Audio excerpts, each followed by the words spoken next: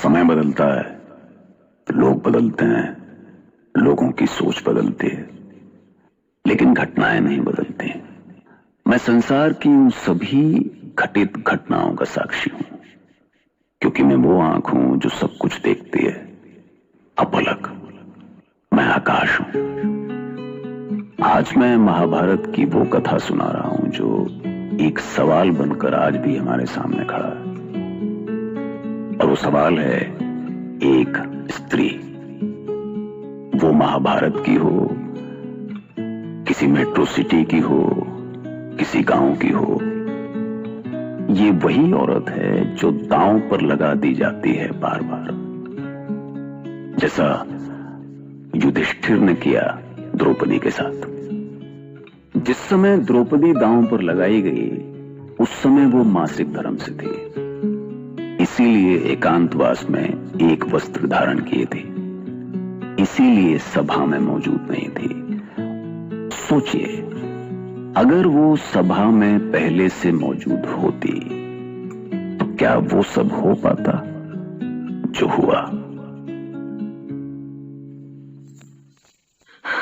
महारानी, महारानी वो पुनः आ रहे हैं। महारानी, आने दो उसे, प्रतिहारी है, इस सूचना लाया होगा। नहीं, आपको सभा मंडप ले जाने का आदेश दिया होगा दुर्योधन ने। क्षमा करें महारानी, मैं बहुत धर्म संकट में हूँ। राज परंपरा ऐसी नहीं रही, पर मैं सेवक हूँ। मैं आपको सभा मंडप में कैसे ले जा सकता हूँ? मैं ये दुस्साहस कैसे कर सकता हूँ महारानी? तुम्हें क्या आदेश मिला है? मुझे आदेश मिला है कि मैं आपको सभा में ले आऊं। कुमार दुर्योधन ने आदेश दिया है, उनके भ्राता दुशासन भी उनके साथ है। क्यों बुलाया है मुझे? कैसे बताऊं महारानी, लेकिन महाराज युधिष्ठिर ने पहले अपनी सारी संपत्ति दांव पर लगाई, फिर अपने भाइयों को, फिर स्वयं को, और उसके बाद आपको भी महारानी। बस, तुम इसी समय सभा मंडप में जाओ और धर्मराज से पूछो कि उन्होंने किस अधिकार से मुझे दांव पर लगाया। जब वो स्वयं कौरवों के दास बन चुके थे तो उन्हें ये अधिकार दिया किसने कि वो मुझे दांव पर लगाए? मैं आता हूं महारानी। मुझे बहुत डर लग रहा है महारानी। मैंने दुर्योधन और उसके भाइयों की उद्दंडता देखी है। वो ऐसे निरंकुश हो गए हैं कि दोष सांप का नहीं, दोष उसका होता है जो उसे अपने बदन पर चढ़ने देता है। दुर्योधन को किसने निरंकुश बनाया? यदि ज्येष्ठ पांडव अपना सर्वस्व दांव पर नहीं लगाते तो क्या दुर्योधन का साहस होता कि वो मुझे सभा मंडप में बुलाए? बस और प्रतीक्षा नहीं होती मामा। कल तक मैं जिस पांचाली को अपनी पत्नी बनाने के लिए तड़प रहा था,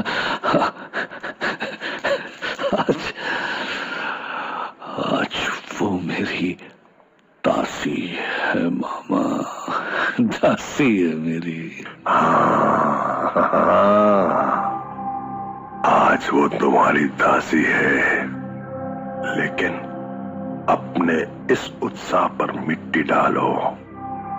लोमड़ी सा सोचो, आग सा नोचो।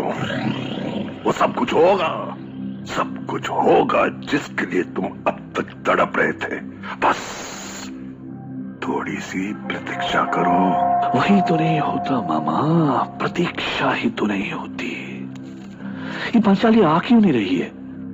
क्या उसे लगता है कि उसके करुणामयी आंसू देखकर हमें उस पर दया आ जाएगी मामा? महाराज की जय हो। हाँ?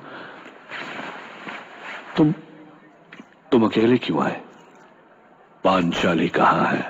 क्षमा करें महाराज, लेकिन उन्हें महाराज युधिष्ठिर से। मत कहो उन्हें महाराज।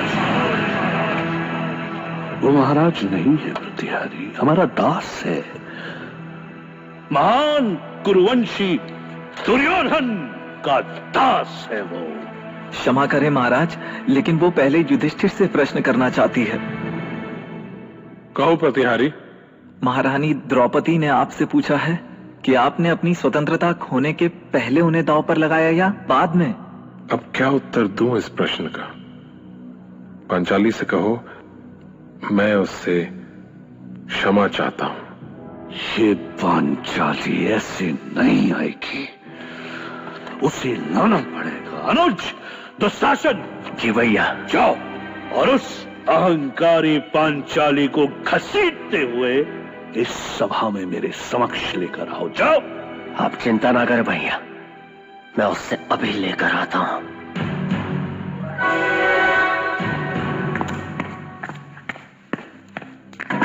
चल द्रौपदी, भ्राता दुर्योधन ने तुझे बुलाया है, चल। मैं जाने के लिए बाध्य नहीं हूं। अरे तू तो महारानी की तरह बातें कर रही है। तुझे अभी तक किसी ने बताया नहीं कि तू हमारी दासी हो गई है? तुम्हारे कहने से मैं दासी नहीं हो जाऊंगी। पांचाली सदा पांचाली ही रहेगी। तो तू ऐसे आंखें छुपाकर क्यों बातें कर रही है? मेरी आंखों में देखकर बात कर। मैं रजस्वला हूं, तुम मुझे सभा में जाने पर विवश नहीं कर सकते। मैं क्या कर सकता हूं? अभी तू जानती नहीं पांचाली। दुस्साहस मत करो दुशासन। दुस्साहस तो तू कर रही है दासी। दुशासन! अब या तो तू जाएगी या तेरा शव जाएगा यहाँ से। भागती कहाँ है? रुक!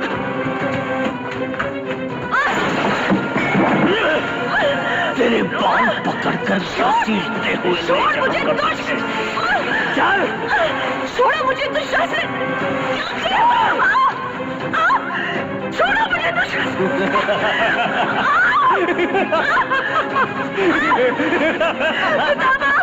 दासी की आवाज कौन सुनेगा इस सभा में? हा? हमने तुझे द्यूत में जीता है पांचाली। तेरी ये सुंदर काया और आत्मा सब कुछ जीता है हमने। रक्षा करें, रक्षा करें पितामह।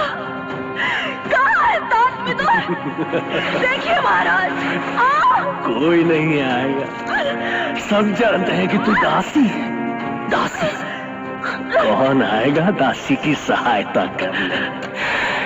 याद है उस दिन इंद्रप्रस्थ में तू कैसे हंस रही थी हम पर? लेकिन आज तेरे रोने की बारी है। चाहे जितना भी रो ले, गिड़गिड़ा ले, कोई नहीं आएगा तेरी सहायता करने। रो! रक्षा करें! रो! पितामह! ईश्वर, ये इतने कुपात्र होंगे, इसकी मैंने कल्पना भी नहीं की थी। और आपका मौन इनका समर्थन कर रहा है कुरुराज। क्या आपकी संवेदना इतनी मर गई है, या अपने पुत्रों के लिए आपने अपनी आत्मा को कुचल दिया है? ये आप क्या कह रहे हैं आचार्य? ये कैसा लांछन लगा रहे हैं आप मुझ पर? मैंने ऐसा क्या कर दिया? इतना सब हो जाने के बाद भी आप कह रहे हैं कि आपने किया क्या? आपके पुत्रों ने अनीति और दुराचार की सारी सीमाएं पार कर दी और आपके मुख से एक शब्द तक नहीं निकला। रजस्वला पांचाली को आपके कुपुत्र खींचते हुए सभा में ले आए और आप मौन हैं। मैं जानना चाहता हूं महाराज कि ये जो कुछ भी हो रहा है उसके सूत्रधार आप ही तो नहीं हैं? नहीं आचार्य द्रोण, नहीं। आपने ये बहुत बड़ा आरोप लगा दिया मुझ पर। मैं तो जन्मांध हूं, पर आप तो देख सकते हैं। क्या मेरी विवशता नहीं दिखाई देती आपको? यदि मेरा वश चलता तो मैं इस जुए के खेल को होने ही नहीं देता। मैंने कितना प्रयास किया, किंतु नियति को टाल न सका। दुर्योधन को बहुत समझाया मैंने, किंतु पांडवों ने उसका जो अपमान किया था, उसकी आग जल रही थी उसके हृदय में। प्रतिशोध की ज्वाला में जल रहा था, वो जल रहा था। तो क्या आप अपने पुत्रों से पूछ भी नहीं सकते हैं कि वो एक स्त्री का लज्जा हरण क्यों कर रहे हैं?